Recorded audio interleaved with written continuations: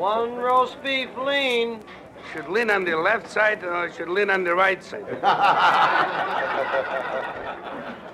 Presenting Max Asnas, corned beef Confucius. Max Asnas, the sage of the stage delicatessen. Max Asnas, who operates a delicatessen where celebrities go to look at people. The album you are about to hear is entirely unrehearsed. It was recorded over a 3-day period of time, 3 8-hour shifts where Max Asnas walked around the delicatessen with a wireless microphone strung around his neck. Possibly one of the funniest comments about Max's appearance during the 3 days was one of Jackie Leonard's, who said, "Max, you look like a Jewish erector set." But I'll tell you what let's do. Let's sit back and listen to a bit of Max Asnas and his repartee. Max, I know you've had a lot of relative trouble lately. Let's settle this thing once for all. Yeah? A friend could become an enemy, but a relative is from the start. Max, weren't you a waiter when you first came to this country? I wasn't exactly a waiter, but I was working, years ago in the delicatessen business, you had to work on the tables, and you had to work in the kitchen, and you had to work behind the counter. And I remember a friend of mine came in, and he says to me, "Max, what are you doing in this dump?" I says, "I'm working here. What is your excuse?" Max, in your delicatessen, you have a slogan. It says right up there, "The customer is always right." I remember one time a customer came in and he watched the sign, and I think he was watching his overcoat. Do you want to tell us the story of what happened, Max? Well, he was watching his overcoat, and then he thought somebody took his overcoat, so he went over to see if it is there. In the meantime, somebody ate his sandwich up. Max, are you ever embarrassed because you speak with a dialect? I don't think I speak with a dialect. Do you think I speak with a dialect?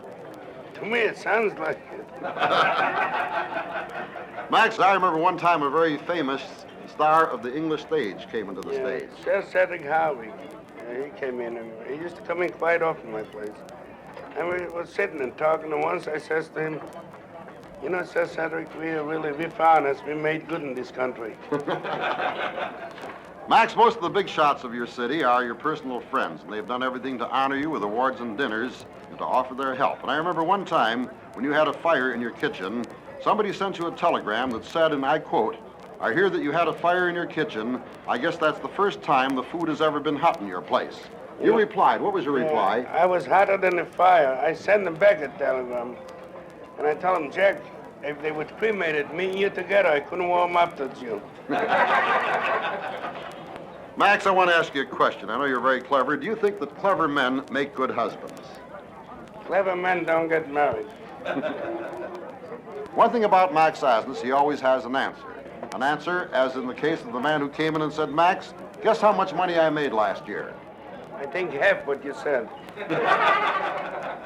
Now, Mr. Asnas has always been interested in the international situation. A big part of his earlier life, he was forced into warring armies against his will and often prisoner for both sides. In discussing the present world situation, we asked Max what he thought of the international scene. The situation is this: the Russians are in China, the Chinese are in Korea, the French are in Algeria, and the English in Africa, and the United States in Germany. The trouble is there's nobody's home.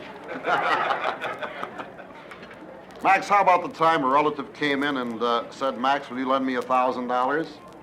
And at that time, I didn't have the money, and I didn't answer him. So he wanted an answer. He says, "Max, if you haven't got the money, why don't you give me an answer?" I says, "Better, I should owe you the answer than you should owe me the $250,000. What's the main thing you did when you were in Europe? I was packing and unpacking suitcases. Max, at the stage delicatessen, do you serve anything under glass? Yeah, this question was put up to me by Jack Powell once. He had another restaurant, a very swanky restaurant. And they had on the other menu a dish that they paid $145 for a dish. And then Jack Powell says to me, "What do you serve under glass?" And I answered him, "A saucer." And I charged 15 cents for it. Max, do you serve ringneck pheasant at the stage delicatessen? I don't think my customer could pronounce these things. What's the most expensive thing you have at the stage? I think the check. Look at that fellow sitting over there with the girl in the sack dress. What do you think of those sack dresses, Max? there's two ways to think. Either this is the style or she's in trouble. Max, it seems like a tough way to make a living, running around talking to everybody at the restaurant. I think it's tougher if you don't make it. Tell us the story about the time you gave a panhandler 50 cents to eat at the stage. I was standing outside on the sidewalk, and I was talking to a few people. And a fellow walks over and says, "How's with something to eat?" I says to the fellow, "Walk in the place, you could eat whatever you want." He says, "I hate to walk out without paying." I says, "I'm the boss. They'll take care of you." He says, "I hate to walk out without paying." I says, "Here's a $50. And whatever the check will be, you'll only pay 50 cents. So he walks in, but 10 minutes later, I walked in the place. I see there's a whole commotion there. So I says to the head waiter, I says, "What happened there?" I okayed him. I says, "Give him whatever he wants to eat." He says, "No, he's complaining." So I walked over. I says, "What is the complaint?" He says, "You have nerve to charge a $50 for a sandwich, and I'm no sucker for no one." How many sides are there to every story, Max? Saying is, there's always three sides, yours, mine, and the truth. One day, someone cashed a check for $15 at the stage. Max had a very interesting conversation. You know, there's some checks that I cash. The checks are better than the customers. The check comes back and the customer done. This fellow, the $15, when you was there, when I cashed him the check, I was wishing that the check should come back because I want to get rid of the customer. Max has a good definition for a married man who has a few drinks. Well, it's always the saying, a married man, when he gets a few drinks, he sees double and thinks he's single. Max, this chopped liver is delicious, but it's so noisy in here. Where did you eat? Chopped liver should be good. It shouldn't have any noise. Max, who do you talk to here? Well, I talk to everybody. There's many times I say to customers, you know, I tell them to eat like a relative and pay like a stranger. So I understand you were in California a few years ago, is that right? That's right. I was in California quite often. But one experience I had in 1947 when I got to California, and I checked in the hotel. As soon as I came out in the lobby, I met a fellow, a friend of mine. He was a headliner years ago. He's still nice, still doing some work. But when I got down in 47, I invited him for a drink. While we had a drink, he started telling me the hard luck story that he's not working and he didn't pay the rent. He's got 3 kids. So I figured, you know, this guy, I took out $200 and I gave him to straighten out the apartment, the rent. And as I leave him, after I left him, I walked back to the lobby. There's another guy met me. Tells me the same story, and I figured to myself, maybe the guy wouldn't ask for that much. I says, "How much could I help you with?" He says, $50, you would do me a great favor. So I gave him $50, and I figured this guy for 100, so I made $50. As I leave this fellow, there's another fellow, another 2 fellows, and I asked everyone about 6, 7 fellows. One asked for 20, one asked for 50, one asked for 10. And all these fellas, they're very good friends of mine, but I didn't have enough money. But I made enough money. If they would tell me, just give me whatever you could, I would have to give everyone $100. This way they asked, one asked for $50, I made 50 on him. Another asked for 20, I made 80. And I made enough money to get home. I understand Milton Berle comes in here quite often, doesn't he?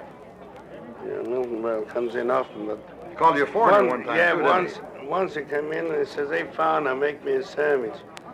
I said, "Milton, your father and mother were Indians." Max, didn't somebody walk out of here without paying a check?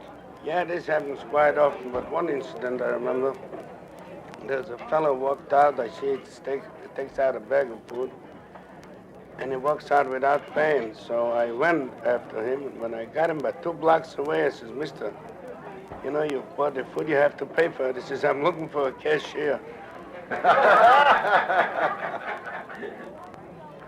Max, you going to pick up my check tonight?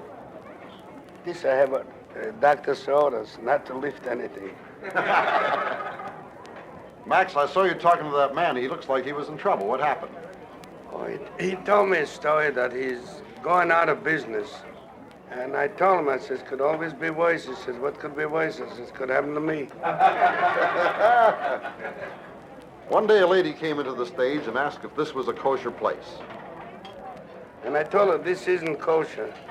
She says to me, what do you mean it isn't kosher? You're Jewish. I says, this has nothing to do with kosher. So she says, where did you get a Jewish accent? I says, this I got from the customers. And if I would work in an Irish place, I would get an Irish accent. Max has a classic story that's a favorite of the late Fred Allen's, a story concerning a couple of horse players that went on a cruise. There's two horse players going on a cruise, on a boat. And there's a picture, and they put it on the board, that a racing picture will be on. So the horse players, right away, we have to see the picture. They went in to see the picture before the picture started, and they showed the horses on the parade. It says, I'll bet you $10 that the 5 horses is going to win the race. So the other guy says, it's a bet. Bet him $5, the race is over, the 5 horse wins. So the other guy gives him the $10, says, no, I don't want to be, I'm honest with you. I saw the picture before, and I don't want to take your $10, I would rob you. So this fellow says, I saw the same picture before too, because I figured not, the number 3 horse was coming on so fast, I figured this time he'll beat him. What's good on the menu today, Max? We never suggest anything in here. You order whatever you like, everything is good in here. What is your favorite? The profit. I see they're bringing a couple of sacks of onions in here. I had a guy here the other day in my place, and he ordered some whitefish and onions on the side. So the waiter brings him over a side order of onions, and he says, bring me some more onions. So he brings him 2 slices and more onions. And this customer calls me over. He says, what is wrong with your waiters? I asked him for a lot of onions. He brings me 2 slices of onions. Give me a lot of onions. Give me a whole onion slice up. So I brought him a Spanish onion. It looked like a wagon of hay, a big plate with onions. He says, Max, I could live on onions alone. I said, the way you eat onions, you should live alone. And now famed syndicated columnist Earl Wilson. Well, it's nice to see you, Earl. Max, you got any funny stories for the column for tomorrow? Funny stories for the column is, the only funny story I could tell you is when I was on the benefit there, and the girl started singing, she wasn't good. And she asked me an opinion on her talent. I says, I says, you wouldn't need any suitcases. She says, why? I says, because you're not going anywhere. That must be an English joke. So she says to me, yeah, this is the encouragement you give me. I says, a lot of people got to get hurt in order to be helped, and you're one of them. How does she take it otherwise? Did she still speak to you? Yeah, no, I didn't see her since, but there was, I says, and anybody tells you that you have talent, they're lying to you. So the fellow that was with her says, Max, what do you have to discourage her? She's got everything a girl needs. I says, no, you're lying to me too. She's got everything you need. I'm not reading the column tomorrow. Great. Right now. Thank you, Max. That's good. I want to hear that. Nice to see you, Earl. Regards I'll be to seeing you around. Beautiful W. Take care, Max. Okay, thank you. Joy Bishop. Let me ask you something.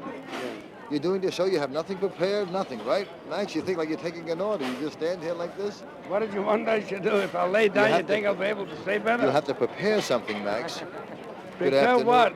I have enough salami and pastrami.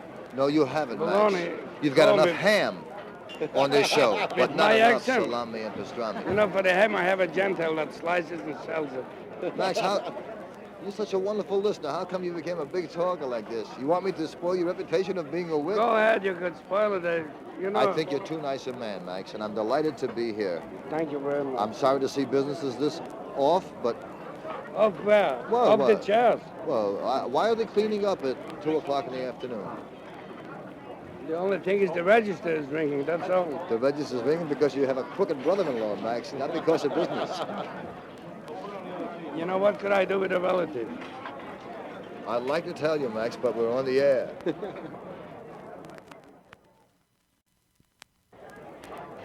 And now we continue with Max Asnas at the Stage Delicatessen. One of the most regular visitors to the Stage Delicatessen is one of the funniest men in show business. He is known as the master of the fast bar. He is also known as the man who can taunt Max Asnas more than anyone else in the world. So let's listen in. Oh yes, his name, Jack E. Leonard. Mr. Leonard, once you gave me a compliment. I thought you mad at me. No, I like you, Max. I don't care what I say. Even though I just had a cup of coffee and only had 41 beans in it. I think it got a lot of nerve, sir. Tell me about your trip to Las Vegas, Max. What's that old joke? The guy said he went out there in a $7,000 car and came back in a $20,000 bus. This is really an unbelievable town. Where do you live? Where Where do you live in Vegas when you go in? I was in Sahara. Uh-huh. And this is one place, if you don't do nothing wrong, there's nothing to do. No. Very funny, darn it. You know, if you want to do the right thing, I think they advise you to go home. I went to visit my money there. Did you, Max? What Yes. did I say to you? Goodbye? Goodbye. To think that I come in here every day and have a bad cup of coffee and keep coming back, it's amazing. You're not such a good customer since you're on a diet. Geez, the lawyer just came in here. You remember him? How many guys you get the chair this week, buddy? How about the guy that brought in the breads here the other day and you weighed them and they were a quarter of a pound less than what they were supposed to be? He was selling you light bread. Well, But you're paying him heavy money. Remember, Max? I'll never forget that. listen, How about the guy that came here one day with sturgeon instead of with shark? you remind me of my relative. He doesn't let me open my mouth. You sound better that way. I'll never have an argument with you because you talk so fast. Yeah, Maxie, with your accent, it's pretty hard, you know.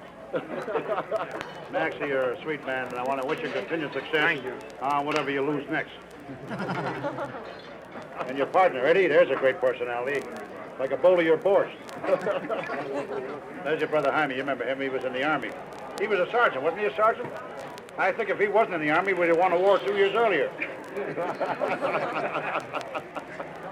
First time I ever saw a mess hall full of corned beef and pastrami, that was ridiculous. The first telegram I got, he was in action. He needs cash. What do you think happened? He was in a crap game. No kidding.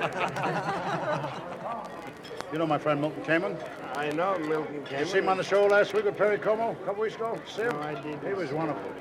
He was so good I hated him. So when you came from Russia, didn't you migrate to Cuba originally? That's right. Are you a spy, Max?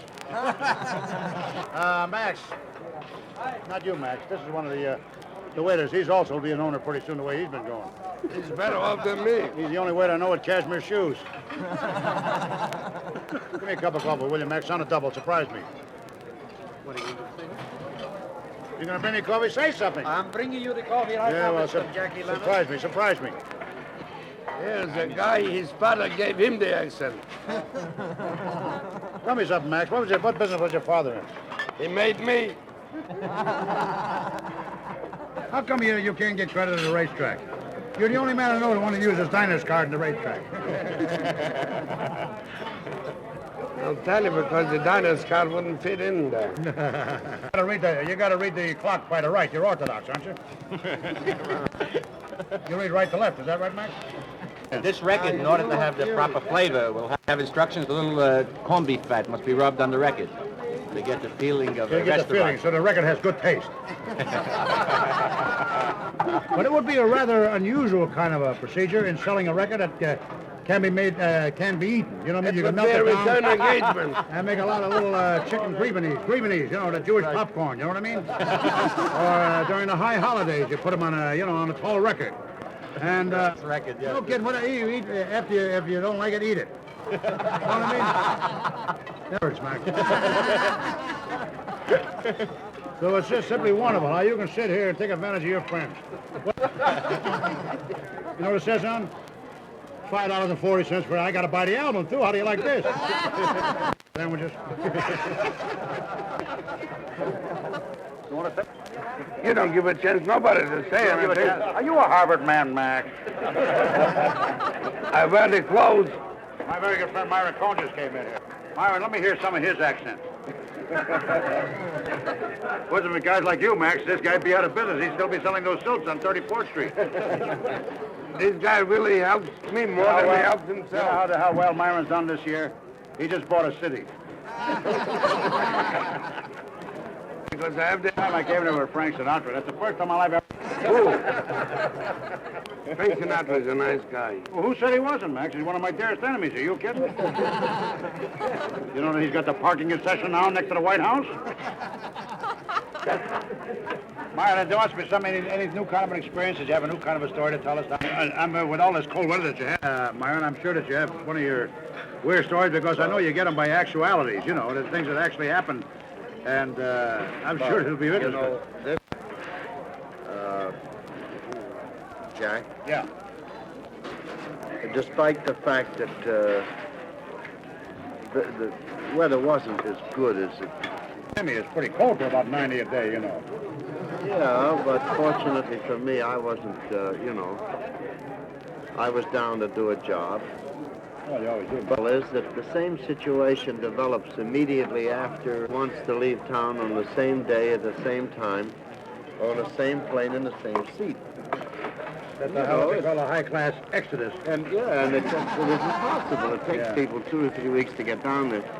And the reason I mention it is simply that I used to think that I understood people, and I don't have any trouble understanding Max because I speak all the languages he speaks.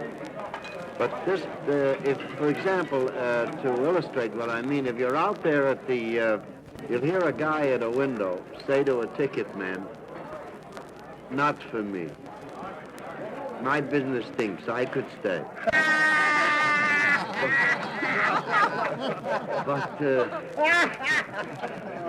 But give a ticket for the children because they have to go back to school. You want them to get left back? Yeah, they should be dopes. Take my son. He's a genius. Don't give me a ticket. Give him. I'll sit in his lap.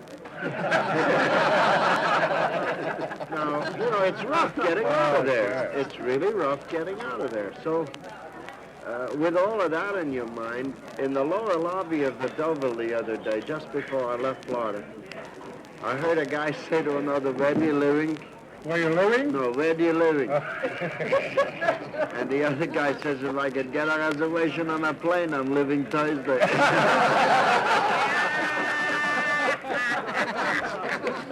See, that's what I mean about half of the stories, I'm sure, Myron, are actual happenings. And I know that you'll lose it. You'll I'll never almost forget. kill me. Go ahead, man. I'll never forget, I was sitting here one Sunday at 1 o'clock. We were having brunch, and this place was loaded, Jack. There was no room to breathe, and people standing inside and outside. And little Max came over to the table, and he says to me, "I just got a call. There's some people that want to reserve 6 seats with 6 baked herrings." So that's the truth. So Max, I said, "What'd you tell him?" He says, "The seat's not. I could reserve you the herrings." Do you remember one morning we were all sitting having breakfast, and you asked Max if he ever argues with customers? And Max says, "Sure, last night I won an argument to Los Pocos."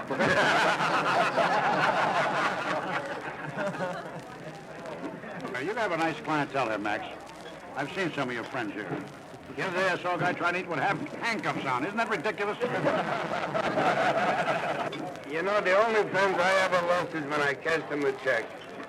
Oh, yeah. Every friend I cashed a check, the check came back and he didn't.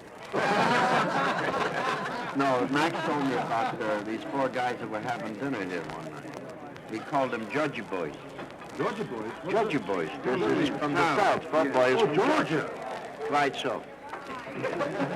One of them sent for him and said, "Mr. Max, your food is fine, but I'm going to tell you your matzo balls, they ain't nothing. You don't know nothing about no matzo balls. Since my brother made matzo balls, my grandma. When my brother made matzo balls, you click the finger. You see, your matzo balls are too soft. My brother's matzo balls, when she made them, you had to cut them with a knife that was nice and firm." And Max says, "That's the reason your brother never worked it."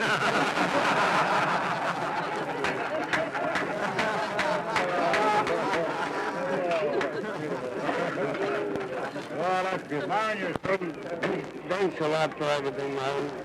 That's so real That's what I said. After working for a half hour, he gives him a check. Myron Cohn and Jackie Leonard leave the stage delicatessen. And now let's eavesdrop on Max Asnas and one of the funniest men in the business, Maury Amsterdam. I want to tell you, I've seen some unusual things here. I'm glad you saw they used to cross stuff across. I was sitting in here one day, and a fella came in, and he was sitting here eating with his hat on. Took no chances, you know. Sitting opposite him, called up and eat some mustard for my sandwich. So the fella behind the hands in the mustard, and the little stick was sticking out of the bottle, and a big piece of mustard went right across this man's new hat. Remember that? The hat got in the mustard. I wanted to clean his head. He said, what do you mean? So he gets mad at me. He said, what do you mean you'll clean it? I said, mister, I'm trying to help you. He must have had. I said, what do you think we use here? Cheap mustard? I know, I didn't remember the exact words. I was sitting here at the time. A lot of unusual things. Another time, I remember, it was a very hot summer day, and a woman was sitting under the air conditioning system, and it was leaking. Remember? And she's screaming, all those top little boys, ran at the other end of the delicatessen. And she said, Max, cold water dropping on me. She said, what do you want for these prices? Hot water. I'm going to go eat something, Max. Take care.